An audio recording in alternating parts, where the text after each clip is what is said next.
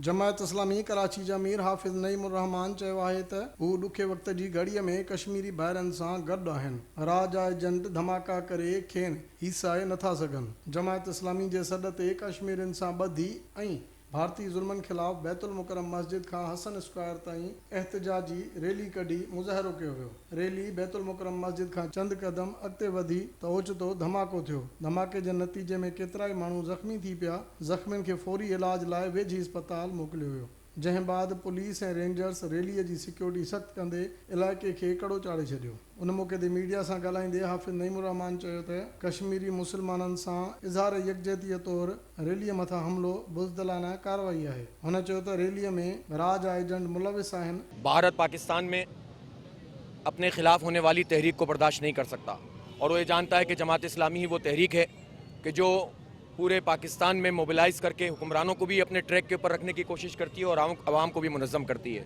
ये सीएम और पीएम के लिए भी सवालिया निशान है और ये पुलिस के आईजी के लिए भी सवालिया निशान है कि ये सब कुछ क्या हो रहा है और आप क्या कर रहे हैं। इसलिए हम फौरी मुतालबा करते हैं कि इस बुज़दिलाना कार्रवाई को करने वाले को फ़ौरन गिरफ्तार किया जाए और कैफर किरदार तक पहुँचाया जाए और इसको सर्द खाने की नज़र न किया जाए। जमायत इस्लामी जे अमीर चयो त हू कश्मीरी मुसलमाननि सां गॾु जदोजहद खे वधीक तेज़ कंदा। हाफ़िज़ नईमुर रहमान चयो त जेकॾहिं दहशतगर्द गिरफ़्तार न थिया त नओं लाइअमल जोड़ियो वेंदो।